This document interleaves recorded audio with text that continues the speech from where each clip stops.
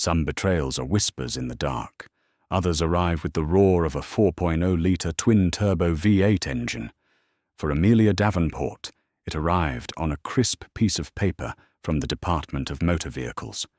Her husband, Richard, a man who built an empire on calculated risks, had just made his last and most foolish gamble.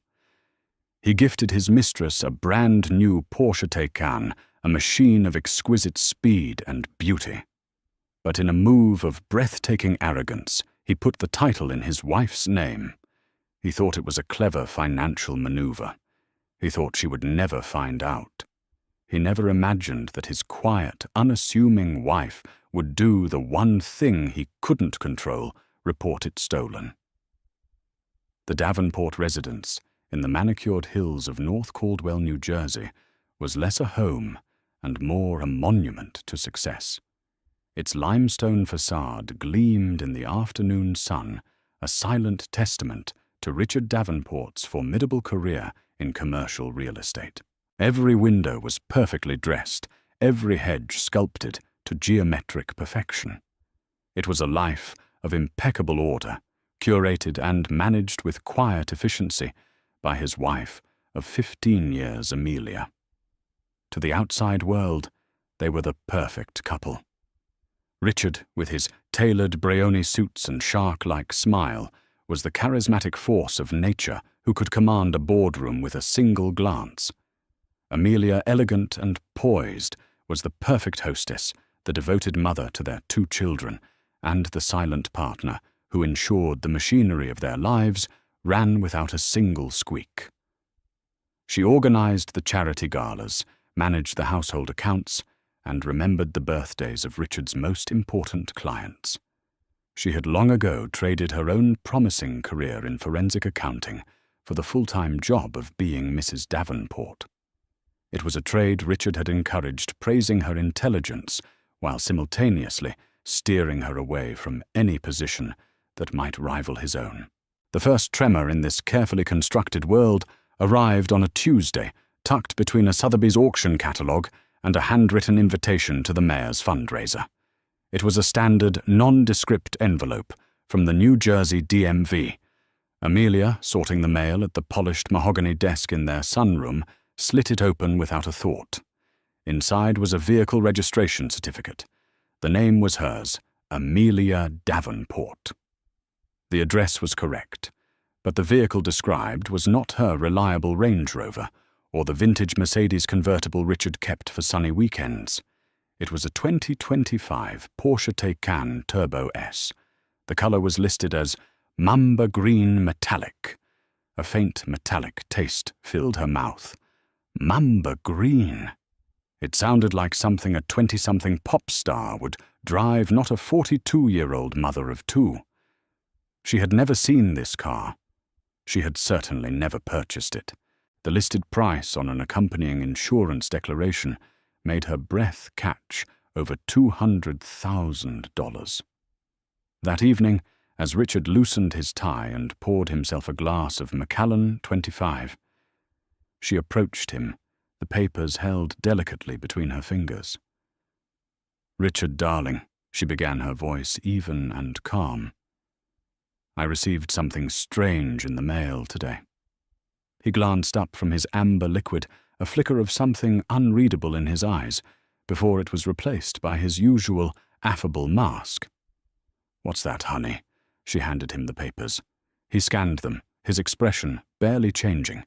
He let out a low chuckle, a sound designed to be dismissive and reassuring. "Ah, that. It's just some paperwork nonsense," he said, waving a dismissive hand. "My accountant, Peterson, set up a new holding company for some vehicle assets to minimize tax liability. He probably put one of the corporate cars under your name for tax structuring. It's boring stuff. Don't worry your pretty head about it." He swirled the scotch, the picture of a man unconcerned. "A green Porsche, god, no. I think it's a black Panamera for one of the executives. They must have just ticked the wrong box at the DMV. You know how incompetent those government clerks are. I'll have Peterson sort it out tomorrow." Amelia looked at her husband. She had studied his face for 15 years. She knew the subtle shift in his jaw when he was closing a difficult deal, the slight crinkle at the edge of his eyes when he was genuinely amused, and the almost imperceptible tightening of his lips when he was lying. His lips were a flat, hard line. "I see," she said softly, taking the papers back. "It just seemed so specific." "It's nothing, Amy," he said, his voice softening as he used his pet name for her, a tool he often deployed to end a conversation. "Just a clerical error." She retreated to her office, the sunroom now feeling less like a sanctuary and more like a pristine, sterile cage. A clerical error. For 15 years she had managed their complex finances. She knew their accountant, Robert Peterson, was meticulously thorough. He didn't make clerical errors of this magnitude. And Richard, a man who could recall the square footage and zoning restrictions of a property he'd glanced at 5 years ago, would never be so vague about a $200,000 asset. The lie was not clumsy, it was arrogant. He hadn't bothered to craft a believable story because he didn't think he needed to. He believed she was no longer the sharp, inquisitive woman he had married, the one who could spot a fraudulent entry in a ledger from 10 paces away. He saw her only as a beautiful fixture in the monument he had built. That night, as Richard slept soundly beside her, his breathing deep and even, Amelia lay awake, staring into the darkness. The image of a mamba green Porsche burned behind her eyelids. It wasn't just a car. It was a secret. And for the first time in a long, long time, the forensic accountant inside her stirred from her slumber. She wasn't worried, as Richard had told her not to be. She was curious. And her curiosity was a cold, quiet thing, as sharp and as patient as a scalpel. She would find the truth. She would follow the paper trail, and she would do it with the same meticulous precision she once applied to corporate balance sheets, because she had a sickening feeling that the biggest fraud she would ever uncover was her own life. The next morning, Amelia woke with a chilling sense of purpose. While Richard went through his morning routine, a workout with his personal trainer, a protein shake, a quick scan of the Wall Street Journal, she made coffee and packed the children's lunches, playing the part of the dutiful wife with practiced ease. But behind her serene smile, her mind was already at work mapping out her investigation. Her first stop was the source of all modern secrets, the family's finances. Richard had given her access to all their accounts years ago, not as a sign of trust, but as an act of delegation.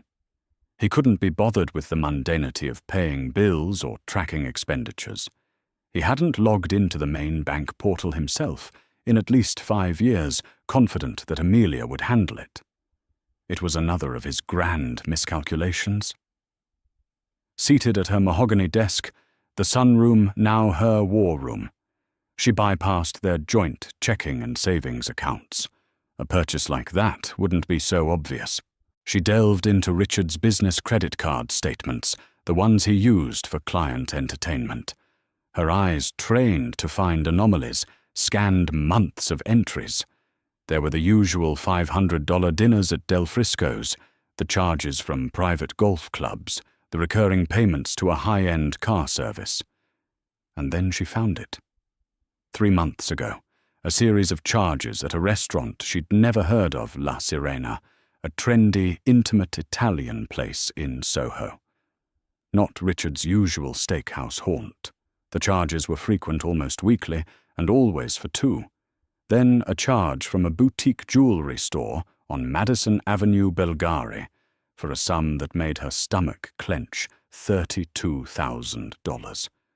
It wasn't for an anniversary or her birthday. The final piece, the one that connected it all, was a wire transfer from one of Richard's subsidiary real estate accounts, one he probably thought she didn't monitor. $210,450 paid to Princeton Porsche. The date was exactly 1 week before the registration had been issued in her name. The lie about the accountant and the corporate car wasn't just a lie. It was an insult to her intelligence. He had used marital funds channeled through his business to buy a luxury car and expensive jewelry, and he had put the car in her name. Why the old accountant in her supplied the answer instantly. If he put it in his own name, it would be an obvious marital asset in any potential divorce. If he put it in his mistress's name and the purchase was ever discovered, it could be legally clawed back as a fraudulent transfer of marital property. Putting it in Amelia's name was the height of cynical genius. It kept the asset technically within the marriage, avoiding any suggestion of hiding funds. He could claim it was a gift for her, a surprise, perhaps, that he simply let a friend borrow. He had created a perfect legal shield, assuming his wife was too complacent to ever question it. The betrayal was no longer a suspicion. It was a spreadsheet of damning facts. But facts were not enough. She needed to see it.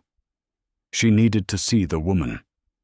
She remembered an old colleague from her accounting firm who had left to start a private investigation agency.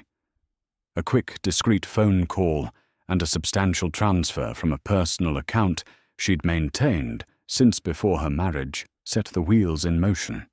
She gave the PI, a gruff but efficient man named Dawson. The only leads she had the name of the restaurant, La Sirena, and the description of the car. It took Dawson less than 48 hours. The email arrived late on Thursday night. The subject line was simply, "Subject confirmation." Inside was a folder of high-resolution photographs. The first few showed the mamba green Porsche Taycan. It was parked brazenly in the private garage of a new, impossibly chic condominium building in Chelsea. It was as loud and ostentatious as she had imagined. Then came the photos of the driver, a young woman perhaps in her late 20s with long dark hair and the kind of effortless style that costs a fortune to maintain. She was laughing, climbing out of the driver's seat, a Bulgari Serpenti bracelet, $32,000 worth, coiled around her wrist. In several shots, Richard was with her. He was holding her hand, his head tilted towards her as she spoke, a genuine, unguarded smile on his face, a smile Amelia hadn't seen directed at her in years. Dawson had even gotten a name from the condo's directory, Isabella Rossi, an aspiring interior designer. Amelia stared at the screen, her heart a cold, heavy stone in her chest.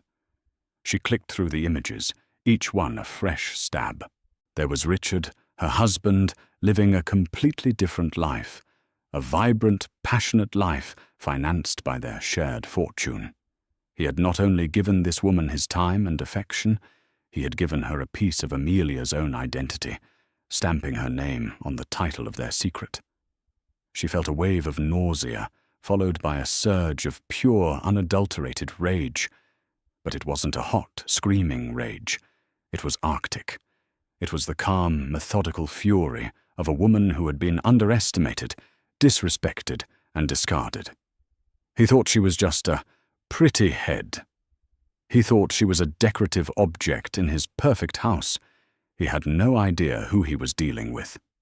She closed the laptop. She walked over to the window and looked out at the perfectly manicured lawn, the symbol of her gilded cage. For years she had played by the rules. She had been the perfect wife, the perfect mother, the perfect partner. And this was her reward. She took a deep, steadying breath. Tears were a luxury she couldn't afford. Emotion was a liability. What she needed now was a strategy. Richard understood business risk and leverage. She would speak to him in the only language he truly respected. The car was the key. It was his grand, arrogant mistake. He had put a weapon in her hand and wrapped it in a title certificate with her name on it. She picked up her phone, her fingers steady. She didn't call Richard. She didn't call a divorce lawyer. Not yet. She scrolled through her contacts and dialed a number she hadn't called in a long time. 911. What is your emergency? The operator's voice was clipped. Professional. Amelia's voice when she spoke was the epitome of calm distress. Hello, she said, her tone perfectly modulated. I would like to report a grand theft auto. My car, my Porsche Taycan, has been stolen. Isabella Rossi felt on top of the world. She glided the mamba green Taycan through the streets of Greenwich Village, the electric hum of the engine, a subtle symphony of power beneath her. The car was more than a vehicle. It was a trophy. It was tangible proof that she had won. Richard had told her the car was in his wife's name for complex tax reasons, a story she readily accepted, because questioning it would mean questioning the fantasy he had so carefully constructed for her. He was getting a divorce, he'd said. It was just a matter of time. Amelia was fragile, and he had to handle it delicately. Tonight she was meeting 2 of her girlfriends for dinner at Carbone. Pulling up to the valet was a moment she savoured. The way heads turned, the way the valet's eyes widened at the sight of the other worldly green machine. This car announced her arrival, not just at the restaurant, but in a new echelon of society. An hour later, full of expensive wine and truffle pasta, they emerged laughing onto the sidewalk. As the valet pulled the Porsche around its vibrant colour, glowing under the streetlights, Isabella felt a familiar surge of pride. But as she reached for the door handle, the night was split by the jarring high-low wail of a siren. A NYPD cruiser slid to a stop directly behind the Taycan, its red and blue lights painting the street in frantic, strobing colours. 2 officers emerged, their expressions grim. One, a tall, stern-looking sergeant, approached the valet, while the other walked toward her. "Ma'am, is this your vehicle?" the officer asked, his hand resting near his sidearm. Isabella's smile faltered. "Yes, it is." "Is there a problem, officer?" Her friends stood back, their amusement turning to concern. "We received a report that this vehicle has been stolen," the officer said flatly. "License plate matches the bolo. Can I see your license and registration?" Isabella's blood ran cold. "Stolen? That's impossible. It's a misunderstanding. This is my car. It was a gift. I just need to see the paperwork, ma'am." Her hands trembled as she retrieved the registration and her driver's license from the glove compartment. The officer took them his flashlight beam, scanning the documents. "The registration is for an Amelia Davenport of North Caldwell, New Jersey," he said, his voice devoid of emotion. "Are you Amelia Davenport?" "No, but she's my friend's wife." Isabella stammered the words, tasting like ash. The lie was flimsy and ridiculous even to her own ears. "He's buying it for me." "It's complicated." "It's not complicated for me, ma'am," the sergeant cut in, having joined them. "The registered owner, Ms. Amelia Davenport, reported the vehicle stolen from her residence in New Jersey 2 hours ago. As far as we're concerned, this is a stolen vehicle. We need you to step away from the car." Humiliation washed over Isabella in a hot, sickening wave. People on the street were stopping to watch. Her friends were staring their faces, a mixture of shock and pity. This was supposed to be her moment of triumph, and it was curdling into a public spectacle of shame. "You can't do this," she cried, her voice rising with panic. "Call Richard Davenport. He'll clear this all up. This is his car, ma'am. Right now, this is Ms. Amelia Davenport's car." The sergeant repeated his patience, wearing thin. "And it's being impounded as evidence. You can call Mr. Davenport from the precinct. We have a few questions for you." Meanwhile, in North Caldwell, Detective Miller of the local police department sat in his office, the phone pressed to his ear. On the line was Amelia Davenport. He had handled dozens of stolen car reports in his career, and they usually involved hysterical or furious owners. Mrs. Davenport was different. She was preternaturally calm. She had the VIN, the license plate number, the date of purchase, and a digital copy of the title, which she had already emailed to him. "And you're certain you didn't lend the car to anyone, Mrs. Davenport?" he asked, a standard procedural question. There was a slight pause. "No," Detective Amelia replied, her voice firm. "I have never even seen the car. I believe it was taken from the dealership or a storage facility before I could even take possession. I would never authorize anyone to drive it. It was a masterful statement, technically true and legally airtight. She hadn't authorized it." An hour later, the call came in from NYPD's 6th Precinct. They had the vehicle. And they had a very distraught, very uncooperative woman named Isabella Rossi in custody for questioning. Richard Davenport was in a board meeting finalizing a billion-dollar deal for a new commercial development in Jersey City when his phone began to vibrate incessantly. He ignored it, silencing it with an irritated flick of his thumb. But it buzzed again and again. Finally, he saw the text message all in caps from a number he knew belonged to Isabella. "Call me. Police have the car. I'm at the station." His blood turned to ice. He excused himself abruptly from the meeting, his mind racing. It had to be a mistake. A parking ticket, a minor fender bender. But as he called her number, a male voice answered. It was a detective from the 6th Precinct in New York. The conversation was short, brutal, and stripped him of all his power. His mistress was being questioned in connection with a stolen vehicle. The vehicle registered to his wife. A vehicle reported stolen by his wife. The intricate, arrogant web he had woven had just been set ablaze. He drove to the city in a state of controlled panic, his mind struggling to grasp the enormity of Amelia's move. He had grossly, catastrophically underestimated her. This wasn't an emotional outburst. This was a strategic, calculated strike aimed directly at his weak point. When he arrived at the precinct, the scene was even worse than he'd imagined. Isabella was sitting on a hard plastic chair, her face streaked with mascara, her designer dress looking tragically out of place. She flew at him the moment she saw him. "Richard. Tell them you gave me the car," she hissed, her voice a mixture of fear and fury. Richard tried to deploy his signature charm on the detective. "Officer, there's been a terrible misunderstanding," he began, his voice smooth as silk. "This is my associate, Ms. Rossi. The car belongs to my wife, but I allowed Ms. Rossi to use it." My wife must have been confused. The detective just looked at him, unimpressed. "Your wife didn't seem confused, Mr. Davenport. She was very clear. She is the owner, and she did not give anyone permission to have her car. As of now, the Taycan is in an impound lot, pending investigation.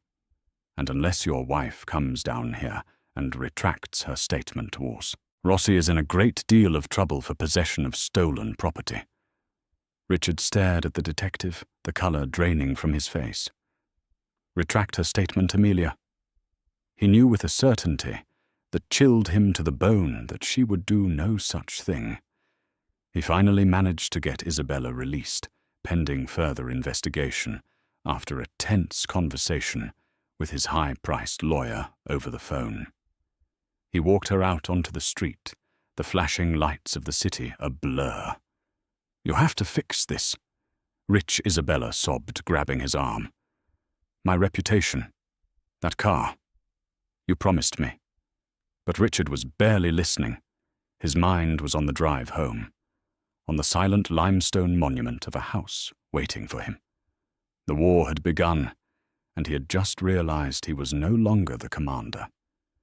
He walked through the front door close to midnight. The house was quiet and dark, save for a single light in the sunroom. Amelia was sitting at her desk, not with tears in her eyes, but with a cool, unreadable expression. In front of her, spread out like battle plans, was a thin folder. "Hello, Richard," she said, her voice as calm and as cold as a winter morning. I think it's time we discussed our assets.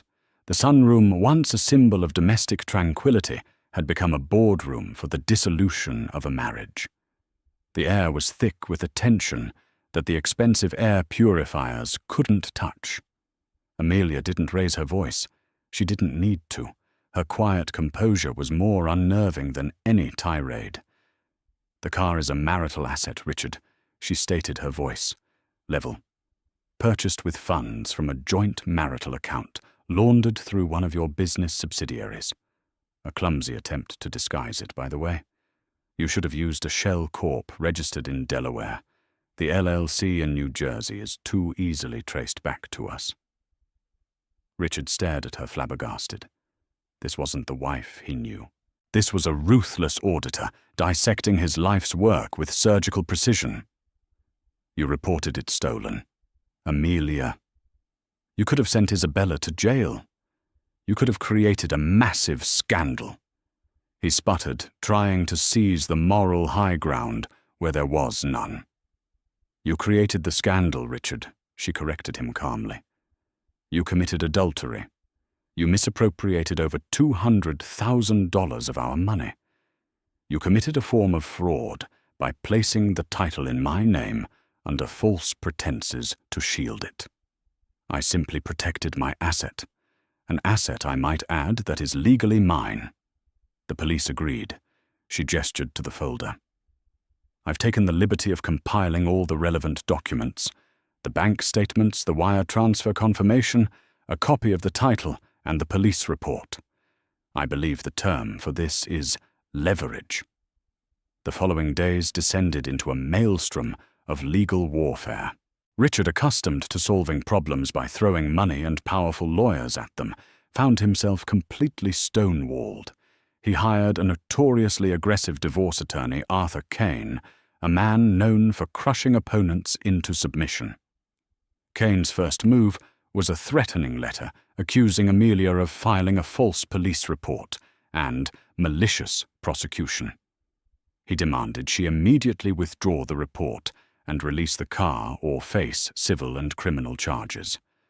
Amelia simply forwarded the letter to her own counsel. She hadn't hired a flashy downtown firm.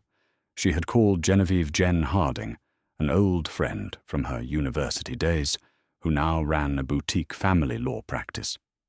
Jen was brilliant, incisive, and had a reputation for being underestimated, much like Amelia herself.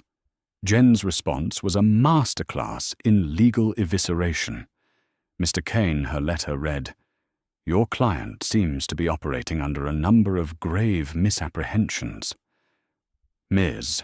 Davenport is the legal titled owner of the vehicle in question. She did not authorize its use by your client's paramour, Ms. Rossi. Therefore, her report to the police was factually accurate and filed in good faith. If your client wishes to argue in a court of law that he purchased said vehicle with marital funds for his mistress and deliberately titled it in his wife's name to defraud her in a potential divorce settlement, we welcome him to make that deposition under oath. I'm sure the district attorney's office and the IRS would be fascinated to hear such a confession." The letter ended by stating that any further attempts to intimidate their client would be met with a motion for sanctions and a restraining order. Arthur Kane was silent for a week. Meanwhile, Richard's two-front war was becoming increasingly costly. On one side, he had Amelia, an immovable object armed with unassailable facts. On the other, he had Isabella, a volatile force of chaos.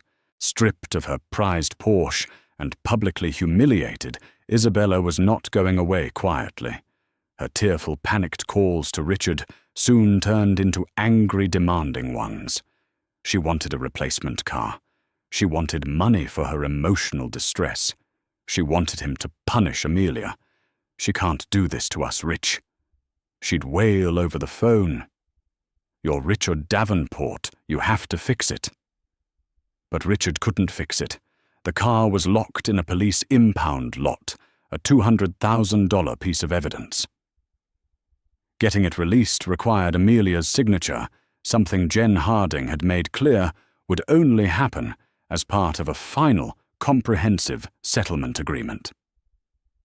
Desperate, Richard tried to placate Isabella by wiring her $50,000 and leasing a new Mercedes for her. It was a temporary solution that only signaled his weakness. Isabella, realizing her position, began to escalate her demands. She hinted that a certain high-profile gossip columnist might be very interested in the story of the real estate tycoon, his quiet wife, and the stolen Porsche.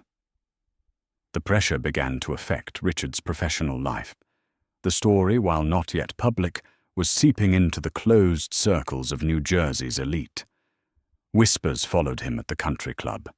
His business partner, Marcus Thorne, a pragmatic and cautious man, confronted him in his office. "Rich, I'm hearing things," Marcus said, closing the door. "Ugly things. About a car, the police. Isabella. Is this going to be a problem?" "It's a domestic issue, Marcus. I'm handling it," Richard said, his voice tight. "Domestic issues have a way of becoming business problems," Marcus countered. "We have investors on the Jersey City project who value stability. They value reputation. A messy public divorce involving fraud allegations and a stolen supercar is not the kind of press we need. Settle it, and settle it quietly." Richard felt the walls closing in. He was hemorrhaging money to lawyers and to Isabella. His business was under threat. His home life was a frozen tundra. He tried to appeal to Amelia, directly cornering her in the kitchen one evening. "Amy, please." He begged his arrogance, replaced by a raw desperation she'd never seen before. "Let's just stop this. Let the girl have the car. We can work out the rest. Think of the children." Amelia turned from the sink, her hands dripping water. She looked at him, not with hatred, but with a kind of detached pity. "I am thinking of the children, Richard," she said, her voice soft but unyielding. "I'm thinking of their future, a future that needs to be secured from a father who would gamble it away on a passing infatuation. You don't seem to understand. The car was never the point. It was the proof. This is a business negotiation now. And in this negotiation, I hold all the cards." She dried her hands and walked away, leaving him standing alone in the cavernous, silent kitchen. He had built an empire on seeing every angle, on anticipating every move his opponents would make. But he had never once looked across the dinner table and seen the brilliant, formidable adversary who had been sitting there all along. The final negotiation was held not in a contentious courtroom, but in the sterile, neutral territory of Jen Harding's conference room. The polished glass table reflected the strained faces of the participants. Richard sat flanked by his lawyer, Arthur Kane, looking diminished and exhausted. The usual aura of power that surrounded him had evaporated, replaced by the weary resignation of a defeated king. Amelia sat opposite them next to Jen. She was dressed in a simple but elegant navy blue dress. Her posture was perfect, her expression serene. She held a pen, but she did not fidget. She was the picture of control. Jen Harding laid out the settlement agreement on the table. It was not a proposal. It was a list of terms. They were brutal, comprehensive, and utterly non-negotiable. "Let's review the primary points," Jen began, her voice crisp. "Ms. Davenport will receive sole and exclusive ownership of the North Caldwell residence, free and clear of any encumbrance. She will receive 60% of all liquid assets, including brokerage accounts, savings, and retirement funds. This percentage is reflective of Mr. Davenport's fraudulent conveyance of marital funds during the marriage." Arthur Kane started to protest, but Jen held up a hand. "Furthermore, Ms. Davenport will be awarded a 40% stake in Davenport Commercial Properties, LLC. This will be a non-voting stake, ensuring Mr. Davenport retains operational control, but it guarantees Ms. Davenport a significant share of all future profits and a seat on the advisory board. Richard's head snapped up. 40%. That's my business. I built it from nothing. You built it with the support of a 15-year marriage that you violated, Jen countered coolly. My client gave up her own career to facilitate your success. This is her deferred compensation. Take the deal or we litigate. And when we litigate, we will be subpoenaing Ms. Isabella Rossi the full details of your affair and the fraudulent purchase of the vehicle. We will ask the court for 70%, and we will likely get it along with a referral to the IRS for a tax audit. Your partner, Mr. Thorne, has already been contacted for a preliminary deposition.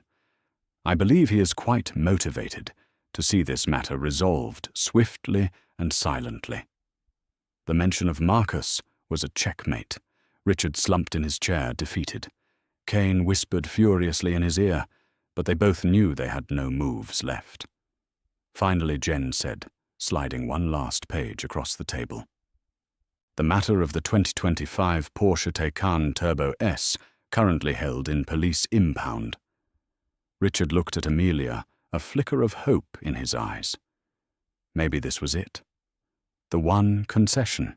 He could give the car to Isabella and at least salvage something from that disastrous relationship.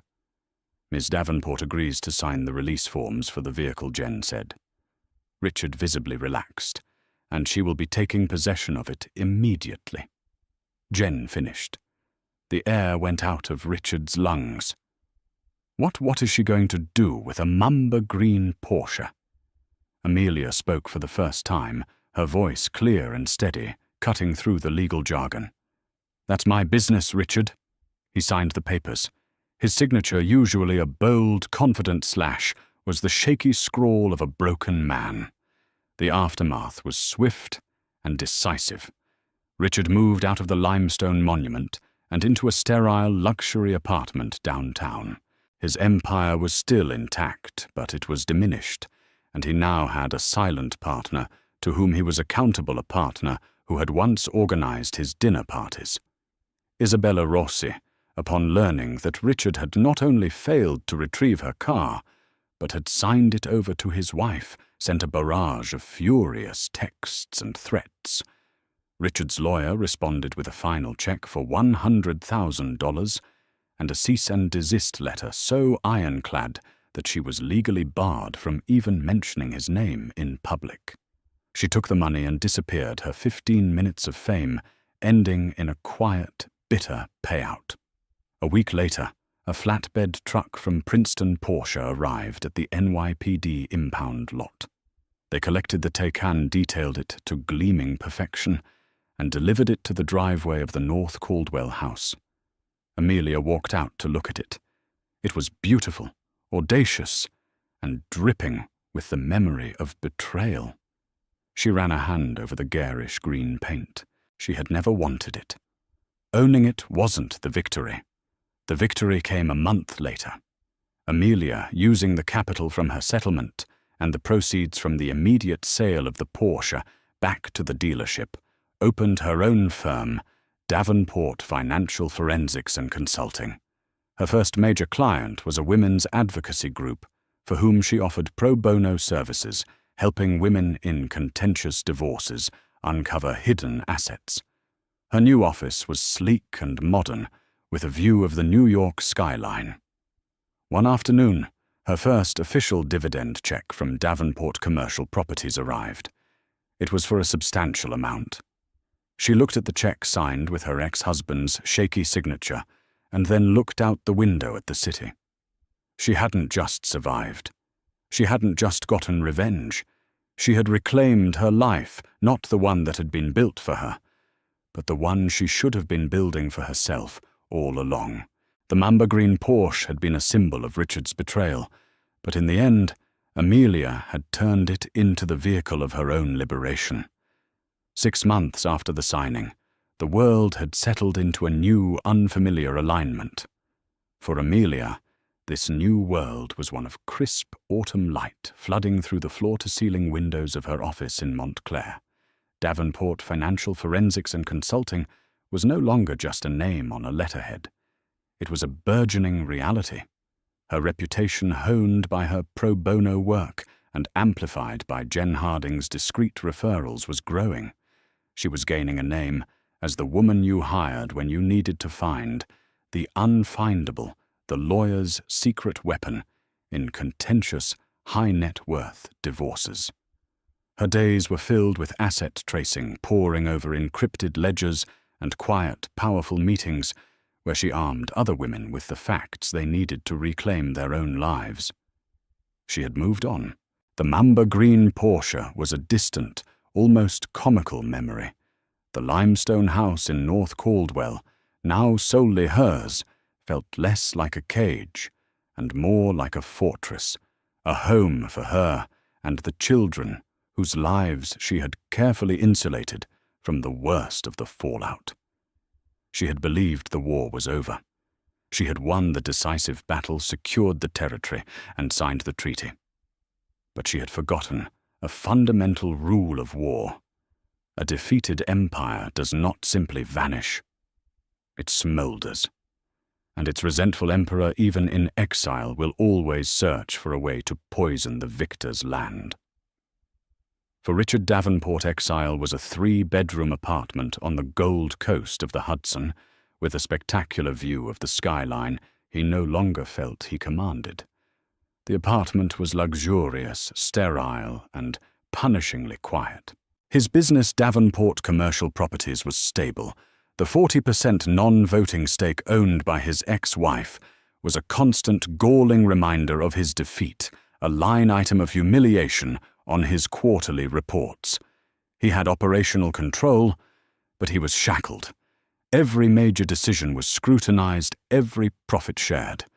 He would stand at his window at night, a glass of scotch in his hand, a lesser vintage now, and look across the river. He would see the lights of the city, and all he could think of was Amelia's triumph. He'd seen the small feature on her firm in a local business journal. The article praised her meticulous approach and unwavering dedication to her clients. They called her a rising star. They were celebrating her for using the very skills he had encouraged her to abandon. The bitterness was a physical thing, an acid that churned in his gut. He had lost his wife, his home, a vast portion of his fortune, and worst of all, his status as an untouchable. The whispers at the club had died down, replaced by something worse, a careful, pitying politeness. He was no longer the shark. He was a cautionary tale. And it was this slow-burning rage that drove him to his next campaign. It couldn't be a frontal assault. Jen Harding's legal architecture was impregnable.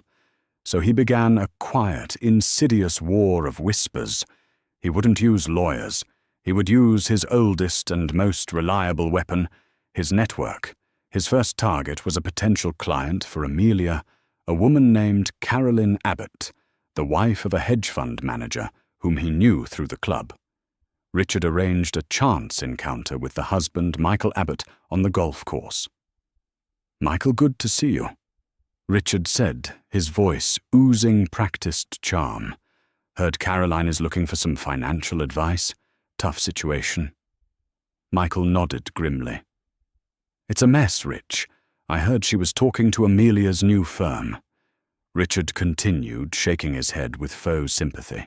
"Look, Amelia's brilliant. No one denies that. But she's going through a lot. Very emotional. The divorce, it left her quite vindictive. I just hate to see you guys get caught in the crossfire of her working out her own issues. Her approach can be scorched earth. It can make a difficult situation 10 times uglier and a lot more expensive." He let the poison hang in the air, then clapped Michael on the shoulder. "Just some friendly advice. You want someone with a cooler head. Less personal baggage." 2 days later, Caroline Abbott's lawyer called Amelia's office and cancelled their scheduled consultation offering a vague, apologetic excuse. Amelia felt the sting of disappointment, but thought little of it. Clients got cold feet. But then it happened again. A referral from a major accounting firm in the city, a case that seemed like a sure thing, suddenly went silent. The partner who had referred her, a man she knew slightly, was suddenly cool and distant on the phone. The third time was the most direct. She was in the final stages of a contract with a woman whose husband, a prominent surgeon, was hiding assets in offshore accounts. Amelia had already found the accounts. It was a slam dunk. Then the client called her, her voice trembling with anxiety. "Amelia, I don't think I can proceed," the woman said. "My husband's lawyer, he told my lawyer that you're known for being reckless, that you have a reputation for making things personal, and that you're under investigation for filing a false police report in your own divorce." The lie was so audacious, so patently false, that Amelia felt a jolt of ice water in her veins. The police report had been validated. There was no investigation.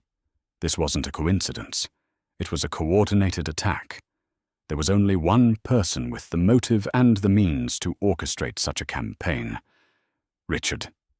He couldn't attack her on the facts, so he was attacking her reputation. He was trying to dismantle her new life, brick by brick, with lies and innuendo. The old Amelia might have despaired. The new Amelia got to work. She was a forensic accountant. Her entire profession was about following the faintest trails through layers of obfuscation to find the source. She would apply that same methodology to this. She started with the surgeon's husband. Who was his lawyer? A quick search revealed he was represented by a firm Richard had used for zoning appeals for years. She made a call to a friend who worked in legal recruiting. "What's the word on the street about my firm?" she asked casually. The friend hesitated. "Well, you're getting great results, Amelia. But some of the old guard, the boys' club? They're saying you're a loose cannon, a scorned woman with an axe to grind." The language was Richard's. The scorned woman. Narrative was his masterpiece of misogynistic spin. The final piece of confirmation came from a source she hadn't expected. Marcus Thorne, Richard's business partner, called her. "Amelia," he said, his voice strained. "We need to talk. It's about Richard. He met her for coffee in a discreet cafe, far from their usual orbits. He's becoming a liability, Marcus confessed. He's bad-mouthing you all over town. It's not just unprofessional. It's obsessive. He's spending more time trying to undermine your business than he is focusing on ours. He tried to pressure me into pulling our corporate accounts from a bank because one of its board members hired you for his daughter's divorce. He's out of control, and it's making us all look bad." That was all she needed. She now had the motive, the method, and the corroboration. It was time for the final reckoning. Not with lawyers, not with documents, face to face. She found out from a contact that Richard was hosting a small exclusive dinner for potential investors at the private Founders Room at the Hamilton Club, his old bastion of power. She wasn't a member, but the club manager, a man for whom she had arranged a dozen perfect charity functions, owed her a favor. She called him. She arrived as they were finishing dessert. She walked past the host and entered the private room without knocking. The 5 men at the table titans of New Jersey real estate and finance fell silent. Richard was mid-anecdote, a glass of wine in his hand. The color drained from his face when he saw her. He looked like he'd seen a ghost. "Amelia," he stammered. "This is a private dinner." "I know," she said, her voice calm and low, yet it carried across the room. "Gentlemen, please forgive the intrusion. I have a brief piece of business to discuss with my former partner." She walked directly to the table and stood behind the empty chair beside Richard. She looked directly at him, her eyes holding none of the old warmth, only the cold, hard brilliance of a diamond. "You've been busy, Richard," she said, her voice barely above a whisper, for his ears only. spreading rumors, poisoning wells, trying to undo the one thing I've built for myself. It's pathetic. And it's over. I don't know what you're talking about, he blustered, trying to maintain his composure in front of his guests. Oh, I think you do, she said. She leaned down slightly, her voice a blade of ice. When I went through our finances, I focused on the marital assets. I was fair. I stuck to the terms of our life together. But I saw everything, Richard. I saw the accounts in the Caymans you set up before we were married. I saw the consulting fee you paid to a shell corporation owned by that councilman from Hoboken back in 2008 to get the waterfront zoning changed. A payment you never declared. A bribe, I believe, is the common term for it. Richard's face went slack. His skin turned a pasty ashen grey. This was the skeleton she had kept in the closet. The one piece of leverage she had held in reserve, a nuclear option she had prayed she would never have to use. That file, she continued, her voice still a whisper, sits in a secure vault. It contains bank records, shell company charters, and a timeline that aligns perfectly with the zoning vote. The statute of limitations on tax evasion is complex, but for felony bribery, it's much less forgiving. If I ever hear so much as a whisper about my firm, my character, or my clients, again, if a single contract mysteriously vanishes, that entire file goes to the U.S. Attorney's Office. I won't even have to send it myself. Marcus is very concerned about the company's reputation. I'm sure he would feel compelled to do his duty as a responsible officer of the court. She straightened up, her poise absolute. She gave a polite, tight-lipped smile to the stunned men at the table. "Gentlemen," she said, her voice returning to a normal, pleasant volume. "My apologies again for the interruption. Richard will be expecting the quarterly dividend report on Friday. Please be punctual." She turned and walked out of the room, her heels clicking softly on the polished floor. She didn't look back. She didn't need to. She could feel the weight of his utter and complete defeat behind her. She had not just won the war. She had salted the earth of his battlefield, ensuring he could never raise an army against her again. He was no longer a ghost haunting her new life. He was just an echo in a room she had already left, a man trapped forever in the ashes of the empire he himself had burned to the ground. In the end, this wasn't just a story about a stolen car. It was about the theft of trust, respect, and 15 years of a woman's life. Richard Davenport believed the rules of the world didn't apply to him, and that the woman by his side was merely a passive observer in his grand life. He learned the hard way that a quiet presence can hide a brilliant mind, and that when you push someone who has nothing left to lose, you create an opponent you can never defeat. Amelia didn't just take back her name from the title of a car. She took back her power, her career, and her future. What did you think of Amelia's incredible strategy? Was her response justified? Let us know your thoughts in the comments below. If you enjoy stories about when crossing the line has catastrophic consequences, make sure to hit that like button, share this video with your friends, and subscribe for more true life dramas. Tonight was supposed to be Mark's crowning achievement, the night his star would finally ascend. He stood beside his pregnant wife, Ariana, a woman he considered a simple, unpolished stone he was forced to carry. In front of his boss and the city's elite, he would use her as a stepping stool, mocking her quiet nature to elevate himself. He thought her greatest weakness was her simplicity. He had no idea it was his greatest blind spot.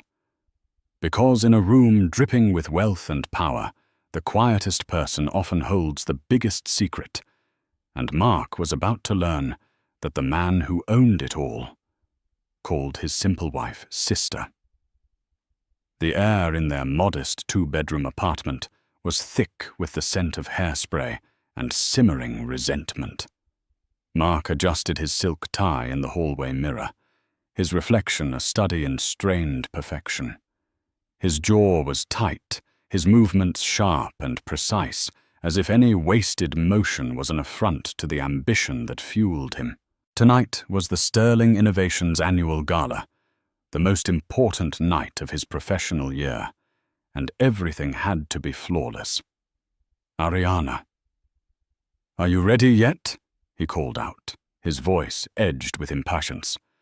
"We can't be late. Mr. Sterling notices everything." Ariana emerged from the bedroom, her hand resting instinctively on the gentle swell of her 6-month pregnancy. She wore a simple navy blue maternity dress. It was elegant in its understatement, flowing gracefully over her changing form. Her light brown hair was pulled back in a soft bun, and her only jewelry was the thin silver locket she always wore. She looked serene, beautiful even, but Mark's eyes scanned her with the critical gaze of a jeweler inspecting a flawed diamond. "That's what you're wearing?" he asked, a frown creasing his brow. He didn't try to hide his disappointment. "You said it was a formal event," Ariana replied softly, her voice a stark contrast to his sharp tone. "It's comfortable, and it's the nicest one I have." "Comfortable isn't the point, Ariana. The point is projection. Power. It looks like something you'd wear to a Sunday brunch, not the celestial ballroom at the Grand Orion." He gestured vaguely at her. "And no jewelry. Just that thing." He pointed to the locket. Ariana's hand tightened around it. "It was a gift from my brother Ethan. It's important to me." Mark scoffed, turning back to the mirror to smooth an imaginary wrinkle from his lapel. "Ethan." "Right.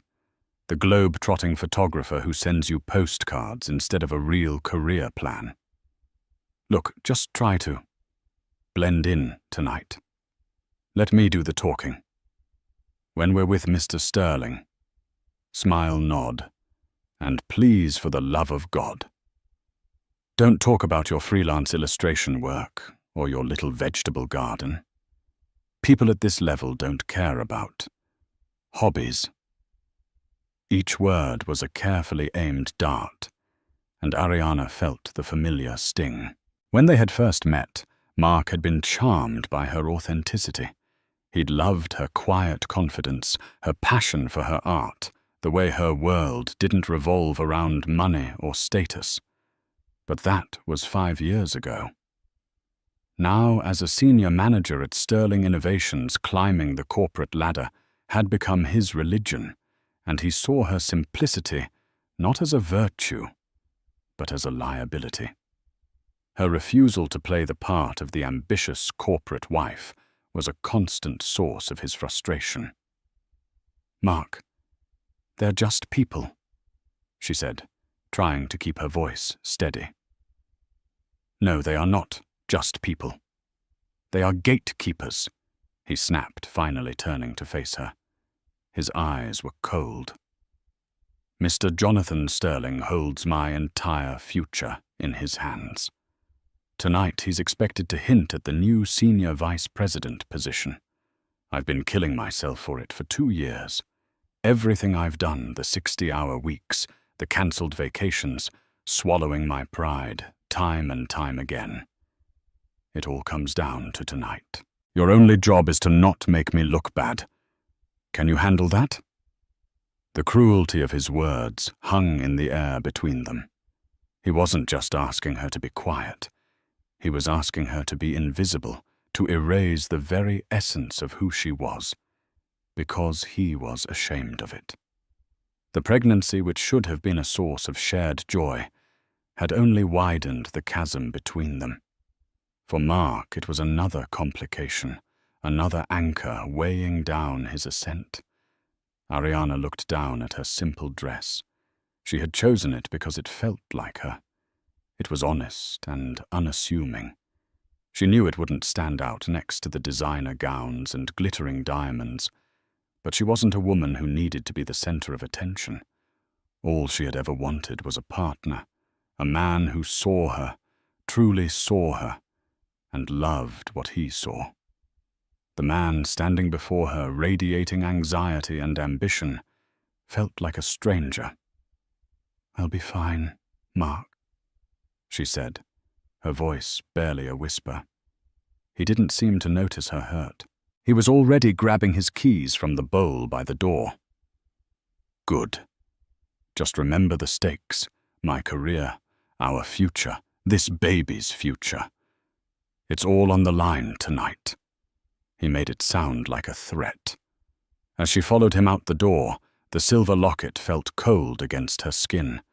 It was a tangible link to a life she had left behind, a world of quiet strength and unconditional love that felt 1,000,000 miles away from the gilded cage she was about to enter. She took a deep breath, steeling herself for the night ahead.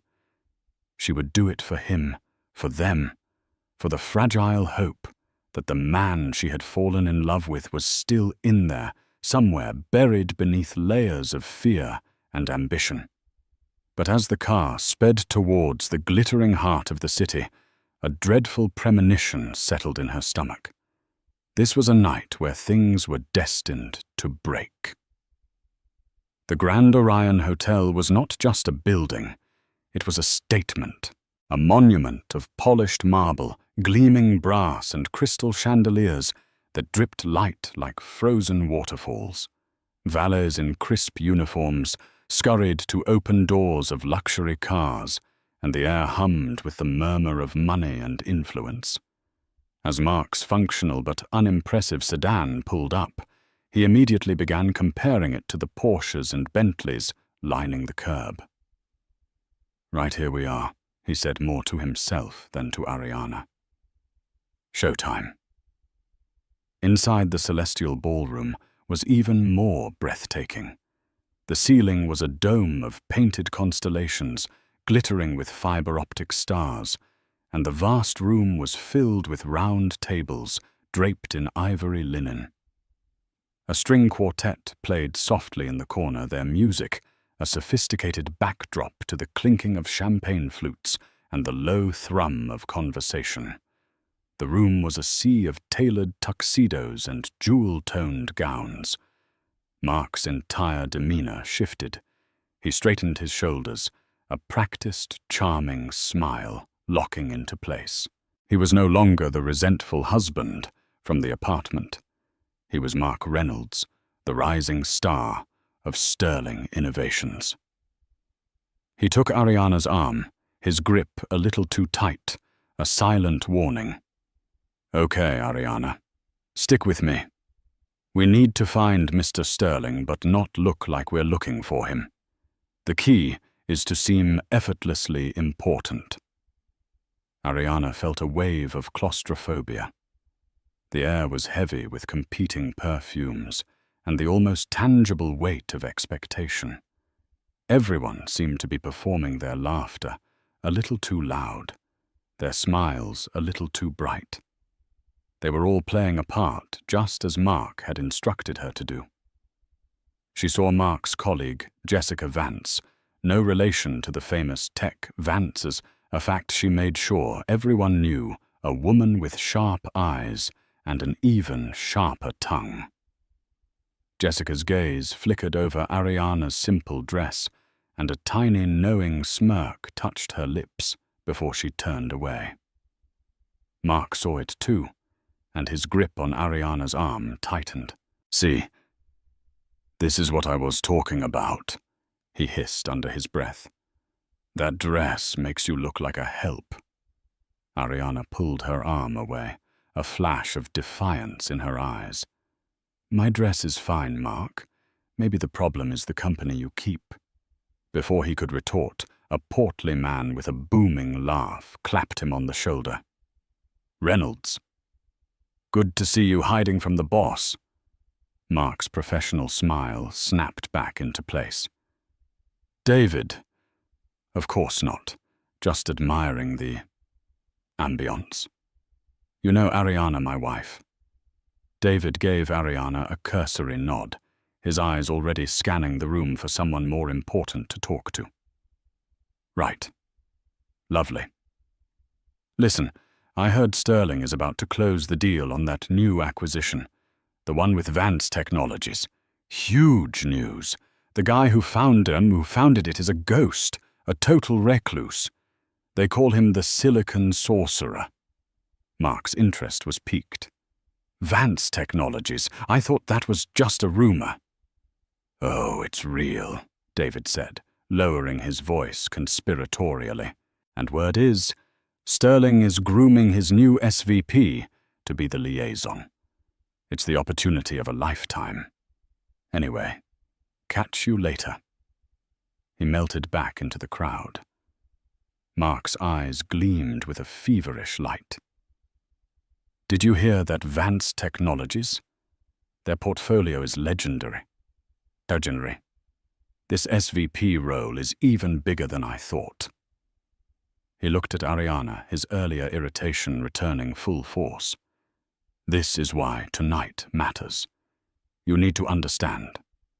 He led her through the glittering throngs, networking with a practiced ease that made Ariana feel even more like an accessory. He would introduce her. This is my wife, Ariana, and then immediately pivot the conversation back to business, leaving her standing silently at his side. She felt like a ghost at the feast, a prop in his one-man play. She tried to engage with the wives of his colleagues. They spoke of ski trips to Aspen, of summer homes in the Hamptons, of the latest European fashion trends. When one of them asked Ariana what she did, Ariana replied honestly, I'm a freelance illustrator. I mostly do children's books and some independent comics. The woman's smile became fixed and pitiful. Oh, that's quaint. How wonderful to have a little hobby to keep you busy. The condescension was as thick as the cream in their canapes. Ariana excused herself, seeking refuge near the large bay windows overlooking the city skyline. The city lights were a breathtaking tapestry, a universe of anonymous, striving souls. Out there were people living real lives, falling in love, worrying about bills, dreaming of things other than stock options and corporate synergy. She rested a hand on her belly, feeling the faint flutter of her baby. In that moment, she promised the little life inside her a world filled with more than this. A world where value wasn't measured by a job title or a brand name. Mark found her a few minutes later, a glass of champagne in one hand and a look of triumph on his face. There you are. I've spotted him. Mr. Sterling. He's over by the stage with the board members. He looks to be in a good mood. He handed her a glass of sparkling water. Okay. We're going in. Remember what I said. Smile, nod. Don't talk. Let me handle everything. Don't mess this up for me, Ariana. He didn't wait for her reply already, steering her towards the small, powerful circle of people at the heart of the room. As they approached, Ariana's heart began to pound, not with excitement, but with a growing sense of dread. She felt as though she was walking towards a cliff edge, and her husband was the one pushing her closer. Jonathan Sterling was exactly as Mark had described him, impeccably dressed in a bespoke suit with silver hair and eyes that seemed to miss nothing. He commanded his space with the quiet authority of a man long accustomed to being the most important person in any room. He was surrounded by a few senior executives and their immaculately dressed wives. As Mark and Ariana approached, Mr. Sterling turned a polite but neutral smile on his face. Mark, good to see you. Glad you could make it. Mr. Sterling, a fantastic event, as always, Mark said, his voice a perfect blend of confidence and deference. I'd like you to properly meet my wife, Ariana. Ariana offered a small, polite smile. It's a pleasure to meet you, sir. Mr. Sterling's eyes were surprisingly kind as he looked at her. He noted her pregnant form with a gentle nod. Congratulations to you both. That is the most important venture of all. My wife and I have 3 of our own. They're a handful, but they are everything. One of the other executives chuckled. Careful, Jonathan. Don't let him think he can take his eye off the ball. Not with the Vance Technologies deal on the table. The conversation immediately shifted back to business, the men discussing market caps and integration strategies. The wives engaged in their own parallel conversation about a recent charity auction. Ariana stood silently between the 2 worlds, belonging to neither. She felt Mark's subtle but constant pressure, his desire for her to be someone else, someone more. After a few minutes, Mr. Sterling turned his attention back to Ariana, his expression one of genuine curiosity. So Ariana Mark tells me he's the workhorse of the family. What is it that you do? A knot of anxiety tightened in Ariana's stomach. This was the moment Mark had warned her about. She could feel his body tense beside her. She had a choice. She could lie, or she could be herself. She chose the latter. I'm a freelance illustrator, Mr. Sterling, she said, her voice clear and steady. I mostly work on children's literature, Mr. Sterling's eyebrows raised in pleasant surprise. Is that so? My youngest granddaughter is an avid reader. We can never find enough good books for her. It's wonderful work bringing stories to life for children. It takes a real heart. Ariana felt a blush of warmth. It was the first genuine, validating comment she had received all night. Thank you. I think so too. But Mark saw his opening. He saw a chance not to celebrate his wife, but to use her for a laugh, to show these powerful men that he didn't take his simple home life too seriously. He wanted to prove he was one of them, a man focused on the real world of business, not the quaint world of children's books. He let out a short, self-deprecating laugh, draping his arm around Ariana's shoulders in a gesture that looked supportive but felt possessive. She's being modest, Mark began, his voice dripping with false affection. She's quite the artist, spends her days doodling little bunnies and squirrels in her notebook. It's all very sweet. I handle the important things like the mortgage and our portfolio, and she makes sure the world has enough pictures of smiling chipmunks. He looked around the circle, expecting them to join in his gentle mockery. Honestly, I think it's charming.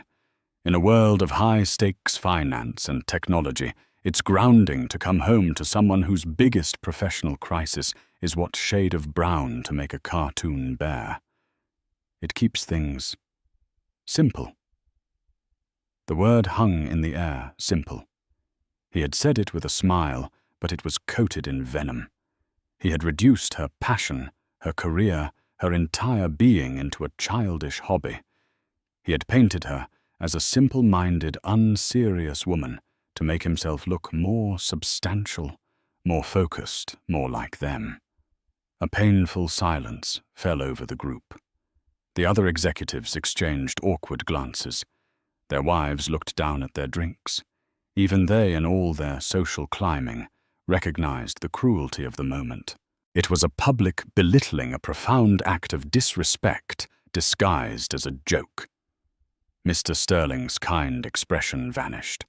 His face became a stony mask, his eyes sharp and analytical as they moved from Mark's grinning face to Ariana's. Ariana felt the blood drain from her own. The room seemed to tilt, the cheerful music and chatter fading into a dull roar in her ears. His words were a physical blow knocking the air from her lungs. She had endured his private criticisms, his passive-aggressive jabs, his constant disappointment. But this was different. This was a public execution of her spirit, performed in front of the very people he so desperately wanted to impress. Her hand flew to her silver locket, its familiar shape a small cold comfort in a moment of profound humiliation. She didn't cry. She didn't shout. She simply stood there, her quiet dignity her only shield, and met Mr. Sterling's gaze. In that silent, searing moment, Mark's fate was sealed. He just didn't know it yet. He was still smiling, oblivious, thinking he had played his hand perfectly. He thought he had shown them he was a serious man, unburdened by a simple wife. What he had actually shown them was his character, and it was found to be profoundly wanting. Just as the awkward silence around Mr. Sterling's group reached its breaking point, a subtle shift occurred in the ballroom's atmosphere. It began as a low murmur near the grand entrance, a ripple of heads turning, followed by a wave of whispers that spread through the crowd like a current. The string quartet seemed to falter for a beat. Conversations paused mid-sentence. A man had entered the room. He wasn't movie star handsome, nor was he dressed in anything ostentatious. He wore a simple, exquisitely tailored dark grey suit, with no tie, the top button of his crisp white shirt undone. He had dark, intelligent eyes that seemed to take in the entire room at a glance, a calm, observant energy that set him apart from the preening peacocks and anxious social climbers. He radiated a quiet confidence that didn't need to announce itself. It was simply a fact like gravity. Mark, still basking in the afterglow of what he believed was a successful social maneuver, was one of the last to notice. "What's going on?" he muttered, annoyed that the attention had shifted away from him. "Who is that guy Mr. Sterling?" however, had noticed immediately. His entire posture changed. He straightened up, and a look of deep professional respect settled on his face. "Well," he said, his voice low, "it seems the guest of honor has decided to grace us with his presence after all." "Guest of honor?" one of the other executives asked, baffled. "I thought you were the guest of honor, Jonathan." "I'm the host," Mr. Sterling corrected gently. "He is the future." The man began to move through the room. People didn't exactly part for him, but a path seemed to clear organically. He nodded to a few people, shook a hand here and there, but his eyes were scanning the crowd as if he were looking for someone specific. Mark was transfixed. The man exuded the kind of effortless power Mark had spent his entire life trying to imitate. This was not the loud, back-slapping power of a sales executive like David, nor the established old money power of Mr. Sterling. This was something different. It was modern, understated, and absolute. "I need to know who that is," Mark whispered urgently. A predator sensing a new, more important target. He turned to Ariana, ready to park her somewhere while he went on the hunt. But he stopped short. The look on Ariana's face was one he had never seen before. The hurt and humiliation from moments ago had been replaced by a complex emotion he couldn't decipher.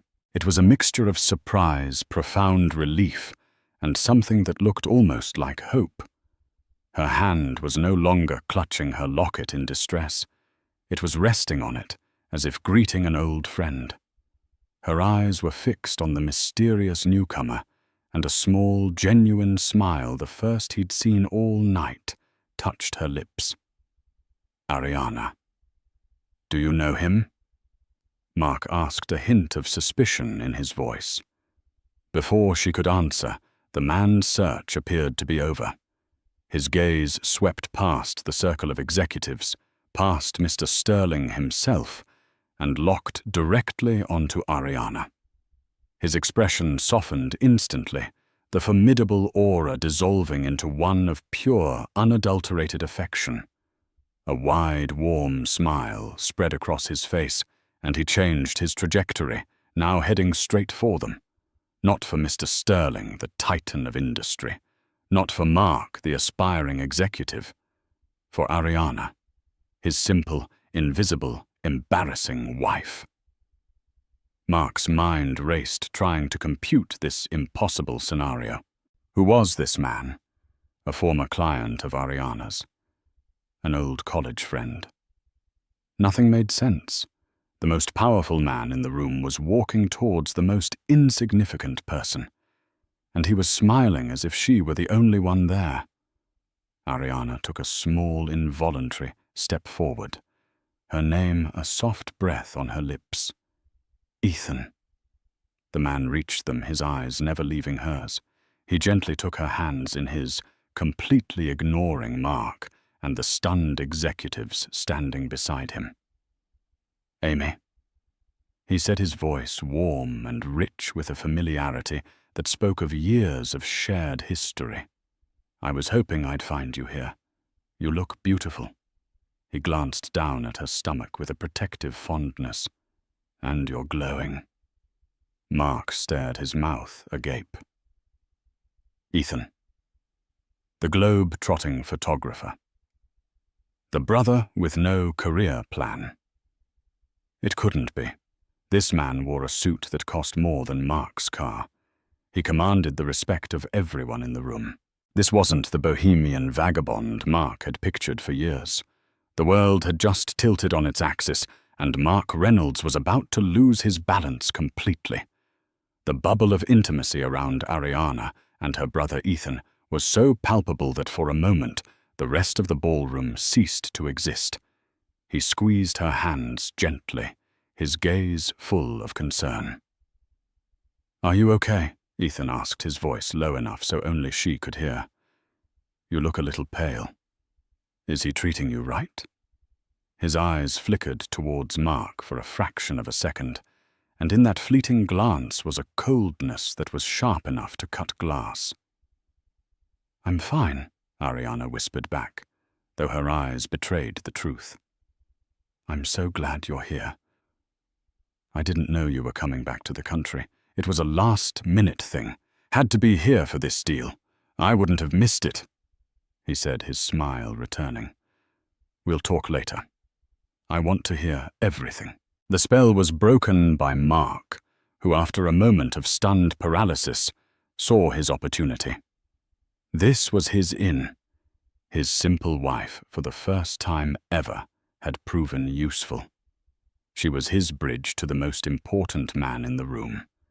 He puffed out his chest and stepped forward, extending a hand, his professional smile plastered on his face.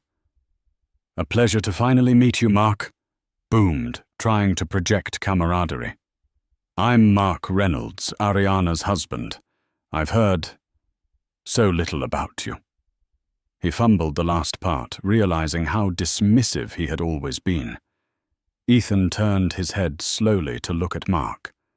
He did not take the offered hand. His warm expression was gone, replaced by a look of utter disinterest, as if he were examining a mildly unpleasant insect. He let Mark's hand hang in the air for a painfully long moment, before giving a curt, dismissive nod. "Reynolds," he said, the name sounding like an afterthought. He then turned his full attention back to Ariana. The public snub was brutal. Mark's hand dropped to his side, his face burning with a mixture of anger and humiliation. The executives, including Jessica Vance, who had drifted closer to witness the drama, watched with rapt attention. It was Mr. Sterling who finally stepped in, seeking to restore some semblance of order, and perhaps to clarify the situation for everyone. "Ethan, it's good of you to come," Mr. Sterling said, his voice respectful. "I wasn't sure you'd make it. For those of you who haven't had the pleasure, this is Ethan Vance." Mark's blood ran cold. Vance. As in Jessica Vance. No, she was a nobody. As in Vance Technologies. The corporate rival, David, who had been gossiping earlier, now looked as if he'd seen a ghost. "The Ethan Vance," he stammered. the founder of Vance Technologies, the Silicon Sorcerer. Ethan gave a slight, almost imperceptible shrug, clearly uncomfortable with the moniker. "Just Ethan is fine," he said, his eyes still on his sister. The pieces of the puzzle began to slam into place in Mark's mind, each one a hammer blow to his ego and his ambition. Ariana's brother. The one he had mocked. The one with no real career. Was the founder of one of the most innovative and valuable tech companies in the world. The company Mr. Sterling was desperate to partner with, and Mark had just spent the entire evening, the entire year, the entire marriage, treating his sister, Ethan Vance's sister, like a piece of worthless baggage. He looked at Ariana, really looked at her for the first time in years. The simple navy dress, the lack of expensive jewelry, the quiet, unassuming nature. It wasn't a lack of sophistication. It was a choice. She had come from a world of unimaginable wealth and had chosen to live without it. She had chosen him, a man who saw none of her true value. The locket, the gift from her brother. It wasn't just a piece of silver. It was a symbol of a life he had never bothered to ask about. A sick, twisting feeling coiled in his gut. This wasn't just a misstep. This was a cataclysm. You're her brother." Mark choked out the words, barely audible. Ethan finally turned to face him fully. The calm, observant energy was now focused entirely on Mark, and it felt like being pinned under a microscope. "I am Ethan," said his voice, dangerously quiet. "And I happened to be walking over just in time to hear your little speech, the one about the smiling chipmunks and the simple things. Every word was deliberate, precise, and devoid of emotion, which made them all the more terrifying. The air grew thick with tension. Mr. Sterling stood frozen, his face grim. He knew, as did everyone else in that small, silent circle, that they were about to witness a masterclass in demolition. Mark had spent the night trying to build a career, but he had just handed the architect of his future the dynamite and the detonator. The unraveling had begun, and it was going to be swift and absolute. Mark's mind was a frantic storm of denial and panic. This had to be a mistake, a grotesque misunderstanding. He looked from Ethan's cold, unforgiving face to Ariana's quiet, sorrowful one, and the horrifying truth settled in his bones. That was just a joke," Mark stammered, trying to laugh it off. The sound was hollow and desperate, a little light-hearted teasing. You know how it is between couples. Ethan's expression didn't change. "No," he said flatly. "I don't know how it is. My sister is one of the most intelligent, compassionate, and talented people I've ever known. She walked away from a world that could have given her anything she wanted, because she wanted to build a life on her own terms, to find something real.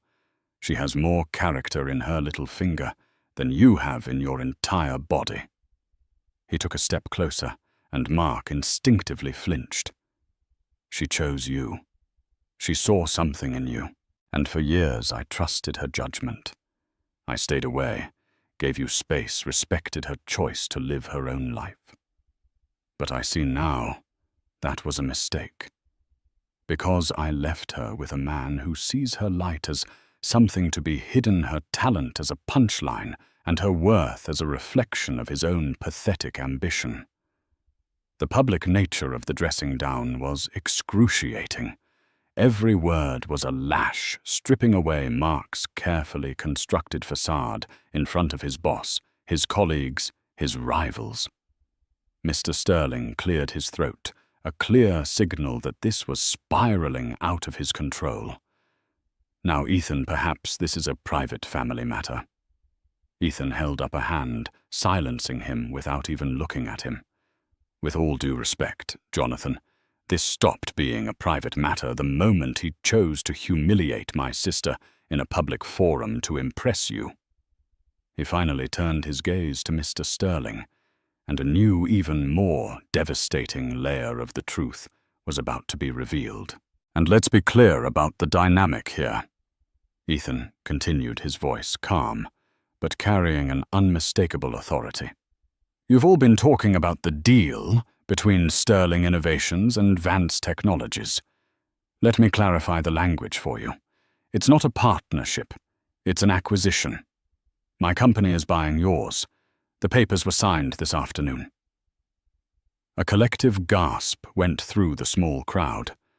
Mark felt the floor drop out from under him. He wasn't just trying to impress his boss in front of a potential partner. He had insulted the sister of his new owner. Mr. Sterling was no longer the king. He was a high-ranking subject, and Ethan Vance was the emperor. So when you, Mr. Reynolds, Ethan said, his attention snapping back to Mark, insult my sister to get ahead in what you think is your company. What you're actually doing is showing me, your ultimate boss, exactly what kind of man you are. You're insecure, you're cruel, and you have catastrophically bad judgment. He paused, letting the weight of his words sink in. The SVP position you're so desperate for, Ethan said with a dry, mirthless smile. The one meant to be the liaison for this acquisition. I'm the one who makes that final call. Jonathan here gives his recommendation, but the final decision rests with me. He looked over at a stunned Mr. Sterling. Jonathan, what's your recommendation? Mr. Sterling looked at Mark with profound disappointment. This wasn't just about the insult anymore. It was about the catastrophic lack of awareness, the sheer stupidity of Mark's actions. I believe, Mr. Sterling, said his voice, heavy with finality, that Mark Reynolds is not the right fit for the future of this company. It was over. In the space of 5 minutes, Mark had lost everything he had worked for. His career, his reputation, his future, all of it incinerated by his own arrogance. He stared at Ethan, his face a mask of disbelief and despair. But the demolition wasn't complete. Ethan's final move was not for Mark, but for Ariana. He turned back to his sister, his expression softening once more. He gently took her arm, his touch protective. Amy. I am so sorry, he said, his voice filled with a genuine regret that cut Mark deeper than any of the insults. I'm sorry I let you go through this. I'm sorry you felt you had to endure this man's pathetic ego for even 1 second. You don't have to anymore.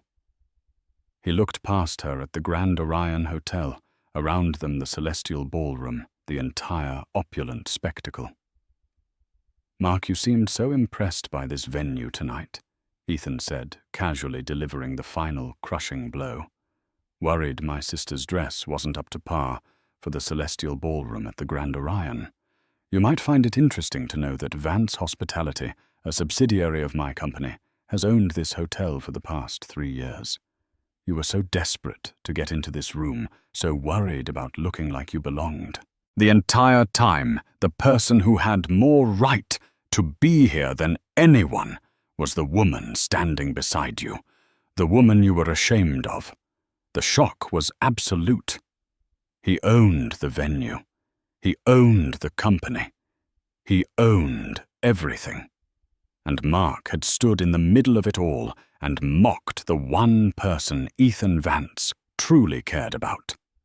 Mark finally looked at Ariana, his eyes pleading. He saw not the simple, unpolished woman from his apartment, but a queen in disguise, the secret owner of the castle he had been trying to storm. He had been a court jester, mocking the royalty, and he had never even known it. Ariana. He started, his voice cracking. Ariana looked back at him, and for the first time all night, he saw not sadness or hurt, but a calm, unshakable resolve. The spell was broken. She was no longer under his influence. She was free. Ariana looked at the man she had married. She saw the desperation in his eyes, the frantic calculations as his mind tried to find a way to salvage the wreckage. He wasn't looking at her with remorse for the pain he had caused, but with the dawning horror of what he had lost. His apology, the one forming on his lips, wouldn't be for her heart.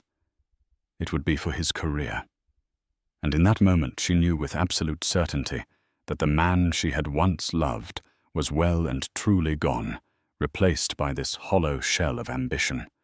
She slowly, deliberately pulled her arm from his grasp. The contact felt alien, a connection to a life she no longer wanted. She turned to her brother. "Can we go, Ethan?" she asked, her voice quiet but firm. It was not a request. It was a decision.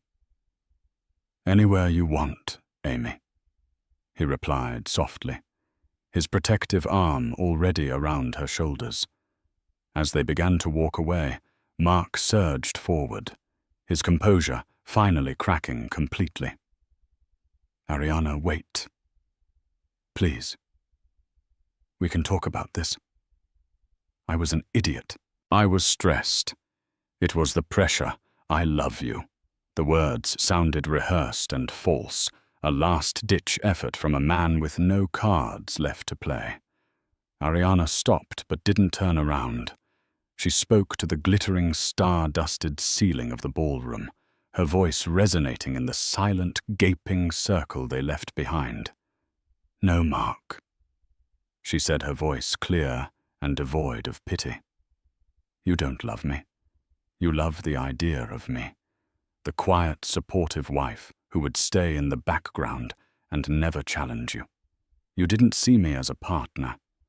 You saw me as an accessory that you decided didn't match your outfit tonight." She finally turned to face him, her eyes clear and steady. The woman he had called simple now possessed a strength that dwarfed everyone in the room.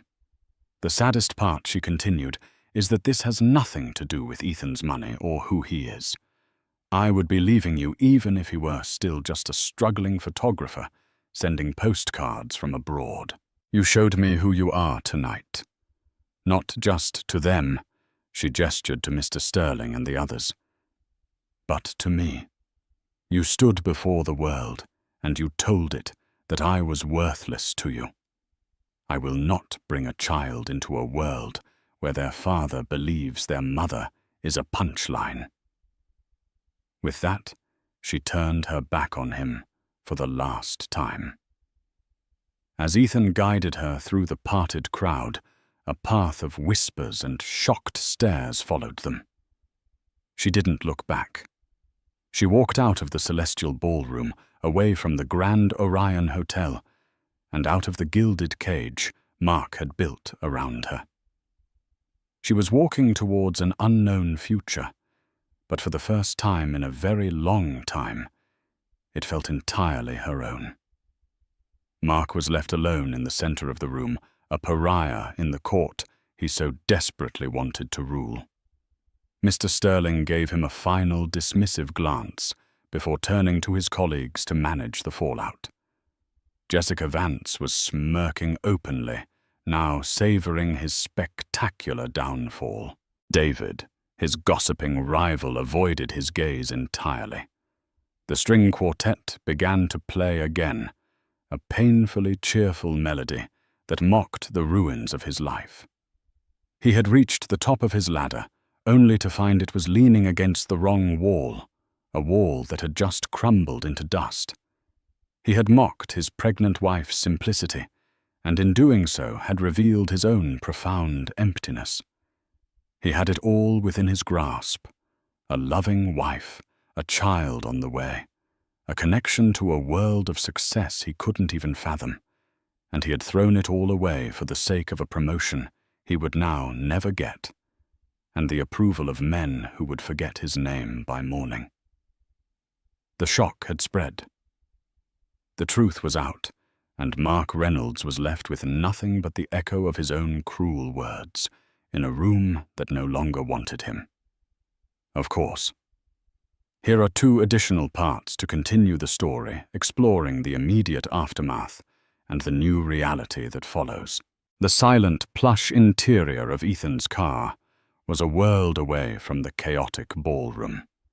As the sleek vehicle glided through the city's glittering streets, Ariana stared blankly at the blur of lights, her mind a maelstrom of shock and delayed pain. The adrenaline that had carried her through her final confrontation with Mark was beginning to fade, leaving a hollow, trembling ache in its place. She was free, but she felt as if she had just escaped a house that had been burning down around her for years and now stood in the cold, surveying the ashes.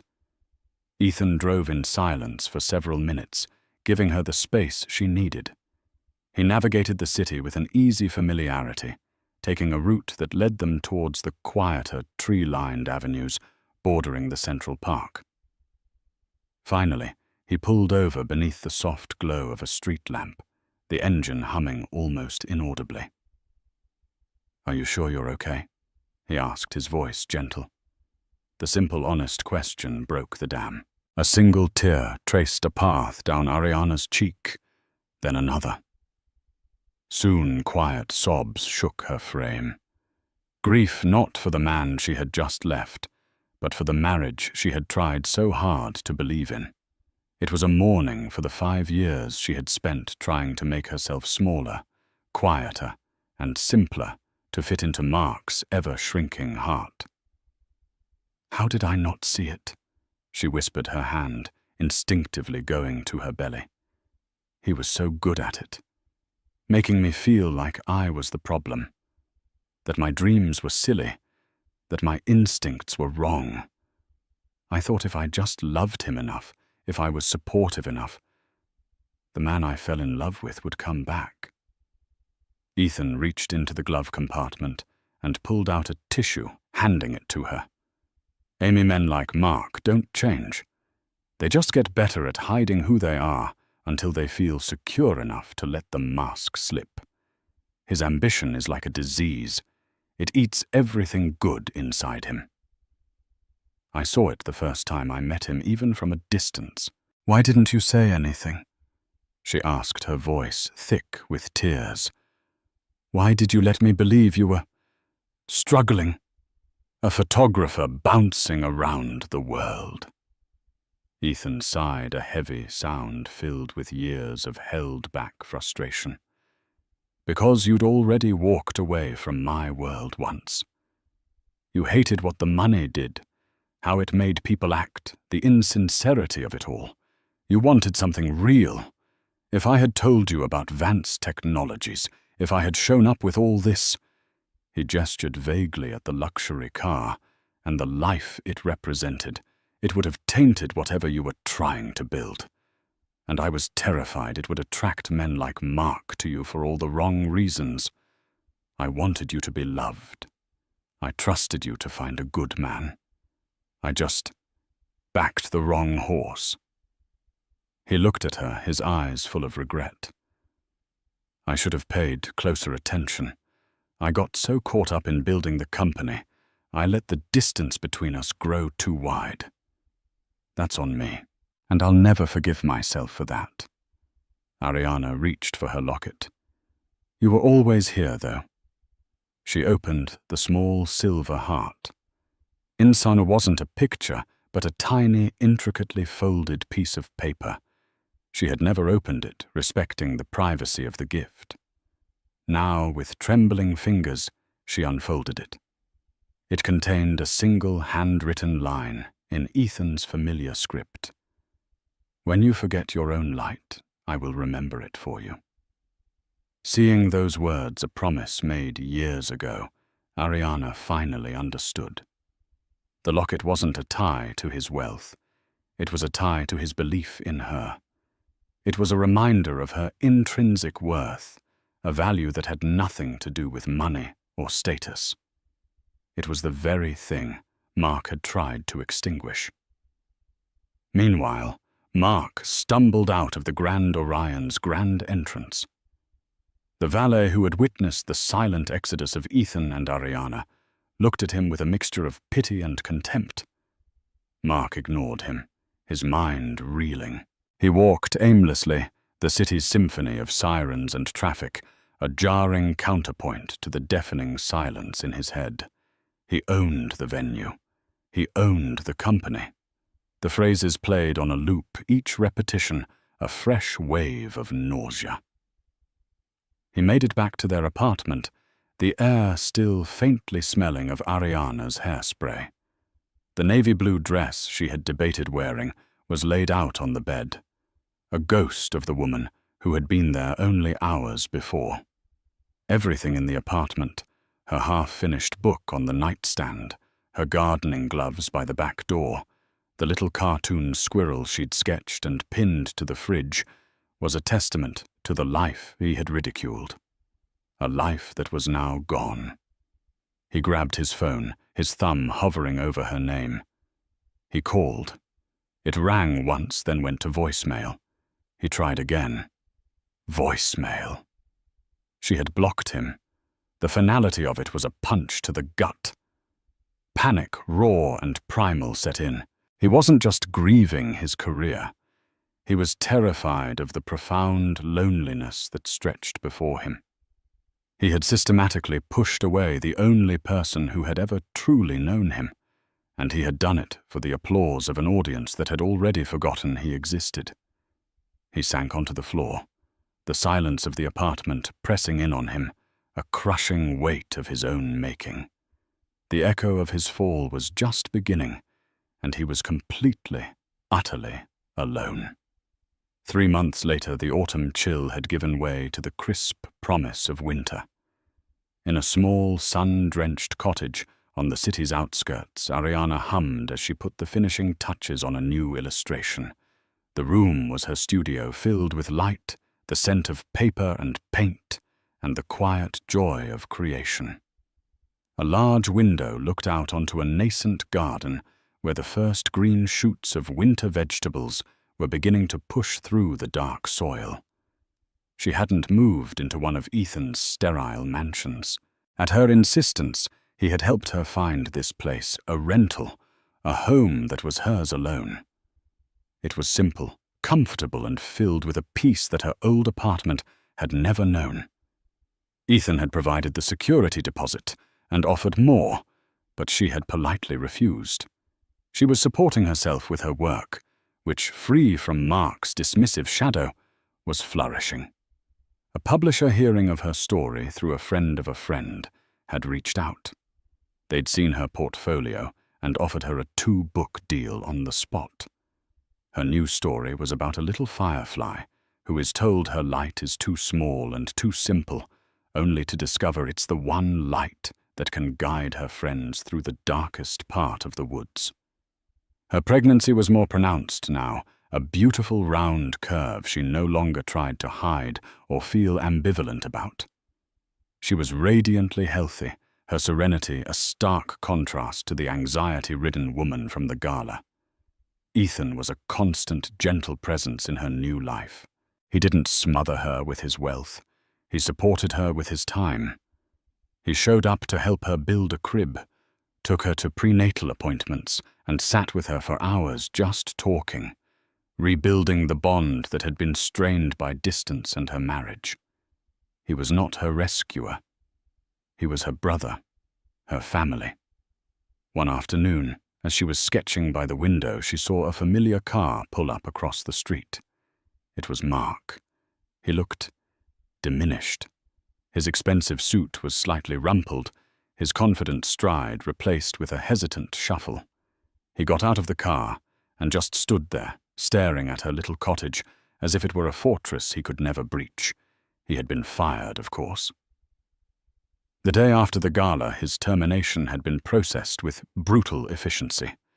The acquisition was public now, and his story had become a whispered legend in corporate circles, the man who mocked the king's sister, unaware he was standing in the king's castle. He had tried to find other work, but the world of high finance was small. No one wanted to hire a man with such a spectacular lack of judgment. He had lost his job, his future, and had been forced to move into a tiny, soul-crushing apartment on the other side of town. Ariana watched him, her heart feeling not anger, but a profound and distant sadness. He looked lost. He looked like a man who had chased a phantom his entire life, only to catch it and find it was nothing but smoke. He saw her through the window then. She didn't hide. She simply met his gaze, her expression calm, and rested a hand on her belly. For the first time, Mark wasn't looking at a liability or a stepping stone. He was looking at a complete world that had no place for him in it. He saw her happy and peaceful in her simple home, surrounded by her art, her garden, and the promise of a new life. He finally understood. He hadn't just lost a connection to Ethan Vance's fortune. He had lost her, her light, her strength, her quiet, unwavering love. That was the real fortune, and he had treated it like loose change. He got back in his car, his shoulders slumped in defeat, and drove away. He didn't come back. The foundation of his world had been ambition and status, and it had crumbled. Ariana's foundation was now light, art, and love, and it was just beginning to be built. That night, Ariana didn't just leave a party. She reclaimed her life. The story of Mark Reynolds became a cautionary tale, whispered in boardrooms, a stark reminder that character is the one currency you can't fake.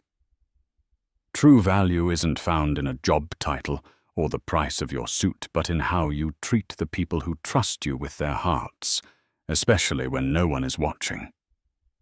Ariana went on to raise her child in a world filled with art laughter and genuine love, her life a testament to the quiet strength Mark had been too blind to see.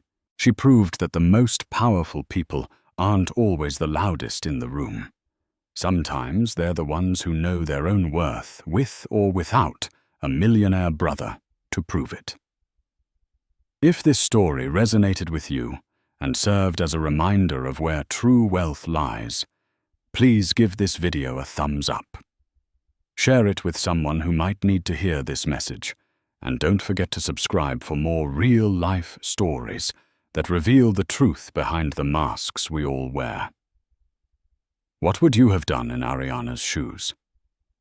Let us know in the comments below.